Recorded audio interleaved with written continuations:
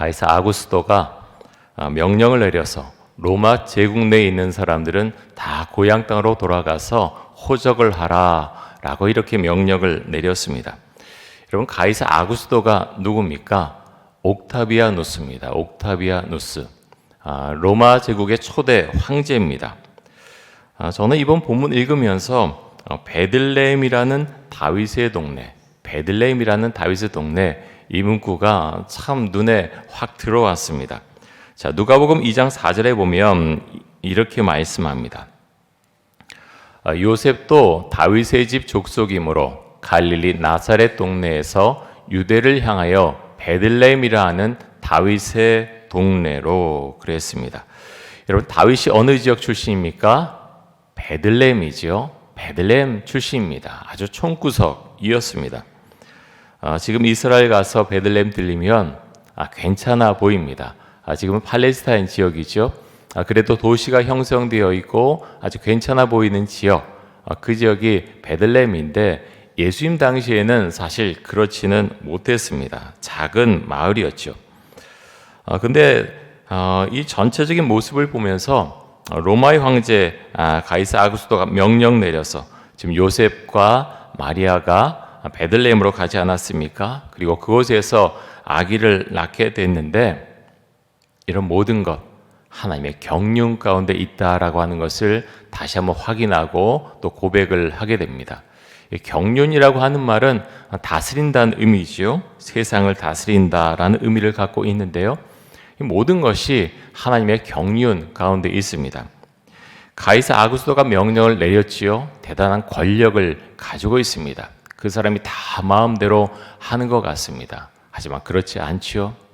마치 고레스가 칙령 내려서 이스라엘 사람들이 바벨론에서 돌아왔지만 그런 모든 것 하나님의 손안에 있습니다. 하나님께서 하셨다고 하는 것입니다. 예수님께서 갈릴리 나사렛에서 태어나실 수도 있었지만 하나님의 인도하심으로 예수님은 다윗의 동네인 베들레헴으로 가셔서 태어나게 됩니다. 하나님께서 성경 말씀을 그대로 이루어 가심을 알 수가 있습니다.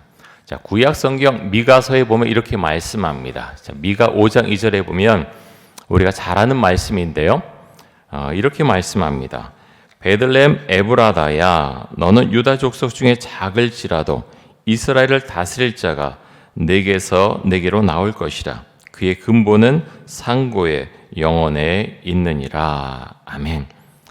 자, 이 말씀 그대로 베들레헴은 작은 곳이지만 이곳에서 하나님의 아들 예수 그리스도께서 태어나십니다. 그런데 여러분, 예수님께서 베들레헴의 어디에서 태어나십니까? 마구간에서 태어나십니다. 연극 같은 데 보면 참 괜찮아 보입니다. 운치도 있고 굉장히 정감도 있고 괜찮아 보이지만 사실 마구간은 짐승들이 잠자고 음식 먹고 대소변을 보는 곳입니다. 냄새나는 곳이죠. 하나님의 아들 예수님께서 왜 이렇게 더러운 곳에서 태어나셨는가? 여러분, 하나님의 특별한 그런 뜻이 있기 때문에 그곳에서 태어나신 것이죠. 자, 예수님은 나사렛 회당에서 성경을 읽으실 때도 일부러 이사야 61장의 말씀을 찾아서 읽으셨습니다. 자, 누가복음 4장 16절에서 19절까지 한번 보겠습니다.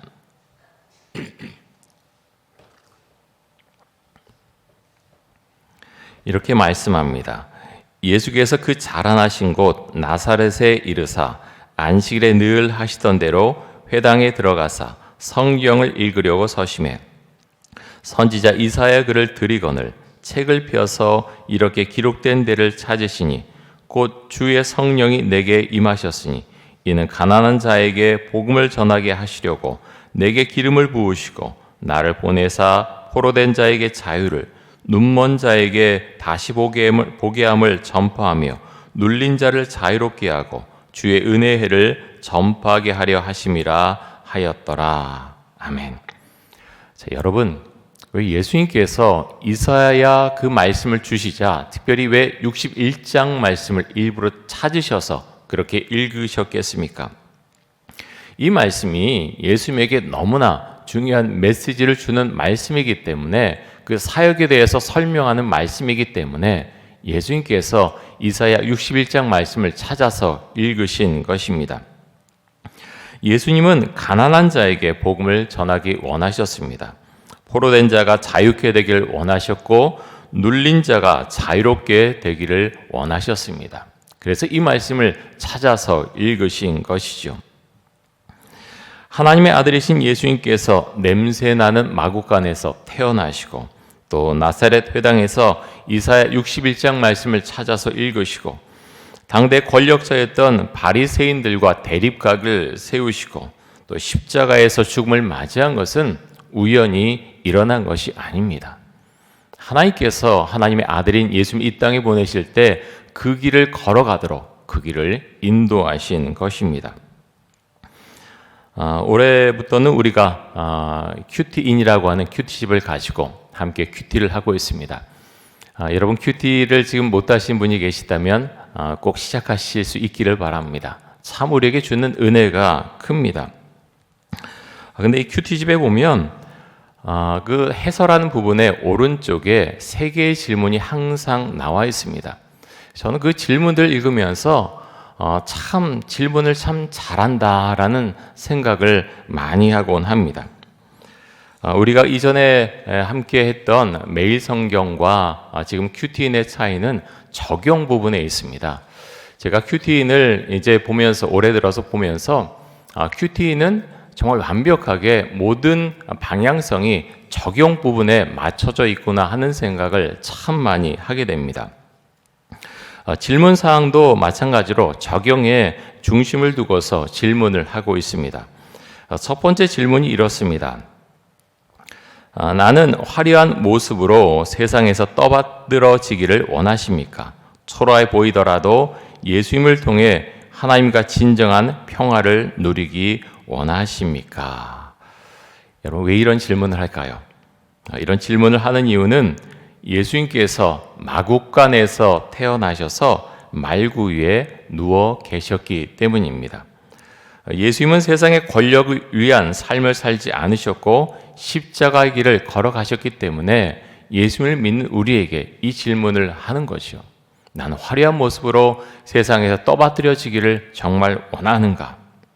나는 어떤 삶을 살기 원하는가? 그 질문을 하는 것입니다. 여러분 우리의 본성은 어떻습니까? 사실 우리는 대접받기를 원하지요. 이런 우리의 마음들, 제 자신도 마찬가지고요. 그러면서 예수를 믿는다는 게 무엇인가? 자꾸 묵상하고 또 주와 하나님께 기도하게 됩니다. 근데 예수님을 믿는다고 하는 것은 이런 우리의 본성과 참 대립되는 면이 정말 많다는 그런 생각을 하게 됩니다. 예수님의 제자들은 어떻습니까? 3년 동안 예수님과 같이 있었지만 제자들의 모습 또한 그렇지 않았지요. 야고보와 요한, 다른 제자들 어떻습니까? 야고보와 요한은 십자가에 달려 죽기 위해서 올라오는 길 가운데서 예수님에게 그렇게 말씀드리지요. 예수님께서 왕이 되시면 우리를 높은 곳에 앉혀주십시오. 부탁을 드립니다.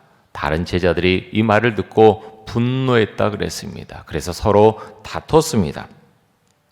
여러분 사실 제자들의 모습이 바로 우리의 모습입니다. 아니라고 부인하고 싶지만 저는 목회를 하면서 야고보와 요한처럼 주장하는 분들을 교회 안에서 종종 보았습니다. 아니 목사인 제가 그런 사람인지도 모릅니다. 제 본성은 별로 선하지 못합니다. 기도하지 않고 하나님의 말씀 가운데로 들어가지 않으면 불만이 저희 입을 통해서 나오게 되고 또 사람들에 대해서 비판하는 마음이 자꾸 마음속에 올라옵니다. 하지만 말씀을 보고 기도하기 시작하면 예수님의 모습이 떠오르게 됩니다. 예수님은 세상의 탐욕으로 가득 차 있던 제자들을 혼내지 않으셨습니다. 그들이 깨닫고 알기를 원하셨지요. 그들을 향해서 분을 쏟아내지 않으셨습니다. 저 같으면 답답해서 지금까지 너희가 뭘 배웠느냐? 그렇게 한번 소리라도 칠 것 같은데 예수님은 그렇게 하지 않으셨습니다. 그렇게 화를 내신 대신에 유월절 성만찬 자리에서 제자들의 더러운 발을 씻어 주셨습니다. 그런데 어떤 결과를 가져옵니까? 예수님께서 제자들의 발을 씻어 주셨지만 그들 중에 있었던 가룟 유다는 결국 예수님을 배반을 합니다. 우리가 예수님을 잘 믿고 잘 섬길 때 늘 좋은 결과만 오면 좋겠지만 그렇지 않을 때도 종종 있습니다. 여러분 어떤 신앙을 갖고 계십니까? 겉으로 볼 때 초라해 보이더라도 정말 예수님과 깊은 교제를 나누고 싶으십니까? 아니면 예수님과의 관계가 별로 깊지 않아도 교회에서 만나는 사람들 아니면 세상에서 만나는 사람들에게 좀 더 대접받고 나의 이름이 좀 더 높여지기를 원하십니까? 제가 이렇게 좀 이원론적으로 질문 드리는 것 사실 별로 좋은 질문이라고 생각되진 않습니다. 우리는 다른 분들을 존귀 여겨야 되죠. 그럼에도 이런 질문을 드린 이유는 우리의 마음은 어떤가? 예수님을 믿는 것은 무엇인가? 좀 더 한번 생각해 보기 위해서입니다.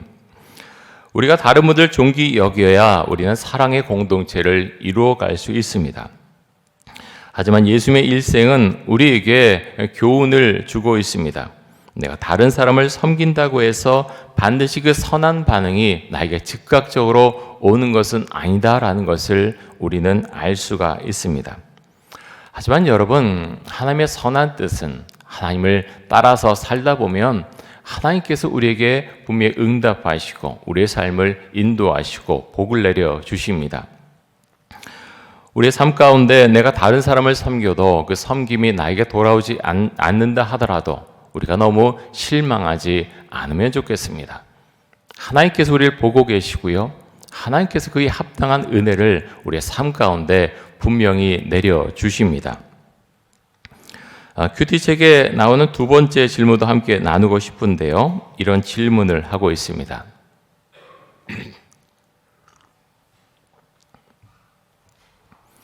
현재 나는 목자들처럼 가난한 마음을 가지고 주님이 내게 맡겨주신 작은 일에 충성하고 있습니까?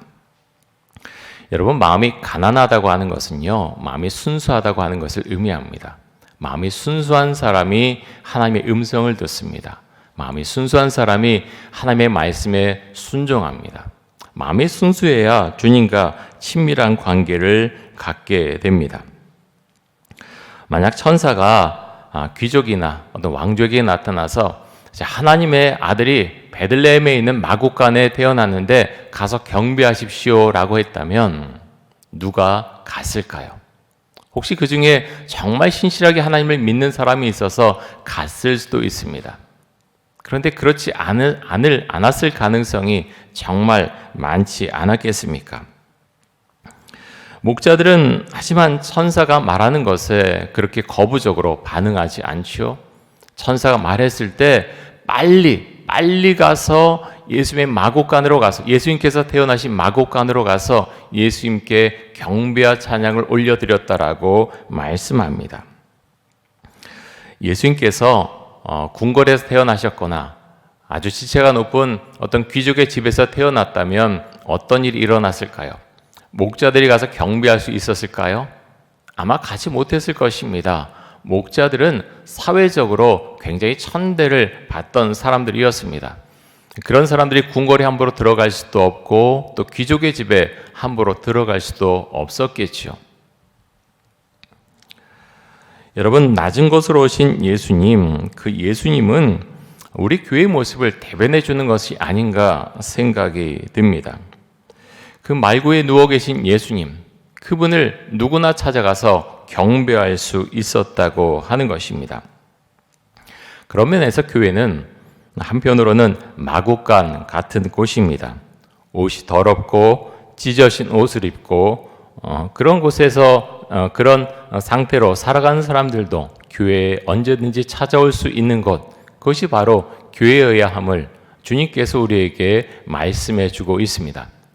근데 우리의 교회가 한편으로는 너무 화려해지지 않았나 그런 생각을 한번 해보게 됩니다. 하나님 앞에 우리의 마음을 다해서 건물을 짓고 주를 찬양하는 것 나쁜 것이라고 결코 생각되지 않습니다.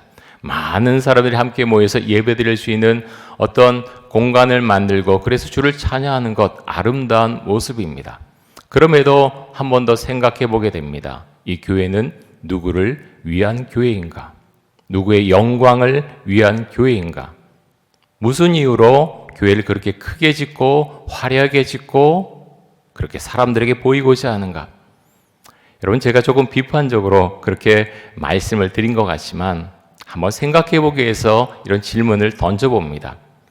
정말 주를 찬양하고 아름다운 공간이 있는 것 정말 멋진 일입니다. 그런데 한 번 더 생각해 보면 좋겠습니다. 우리는 그러한 곳에 사회에서 천대받고 아파하고 힘들어하는 사람들, 그 사람들을 마음대로 들어올 수 있도록 그렇게 편한 마음을 주고 있는가? 왜 예수님께서 마국간에 태어나셨는가? 왜 냄새나는 곳에 임재하셨는가? 여러분, 우리가 묵상하고 생각하고 한번 고민해 보면 좋겠습니다. 이 땅의 교회는 어떤 길로 가고 있는가? 우리는 어떤 마음을 가지고 신앙생활을 해야 되는가? 어떤 태도를 가지고 사람들을 대해야 되는가? 우리가 깊이 묵상하고 주님께서 우리의 삶 가운데 원하시는 것은 무엇일까? 고민하고 또 기도하고 정말 그 가운데서 하나님의 뜻을 발견하고 함께 기뻐하며 함께 사랑하며 함께 교제하며 함께 서로의 이름을 좀 높여주며 존귀하게 여기며 함께 기뻐하며 살아갈 수 있길 원합니다.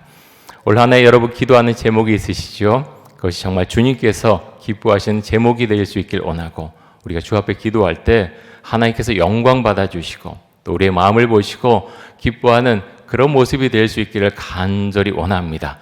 여러분, 올 한 해 다른 것보다 더 깊이 기도하시고요. 주님과 더 친밀해지는 은혜가 여러분의 삶 가운데, 가정 가운데 임할 수 있기를 간절히 원합니다. 우리 함께 기도하겠습니다.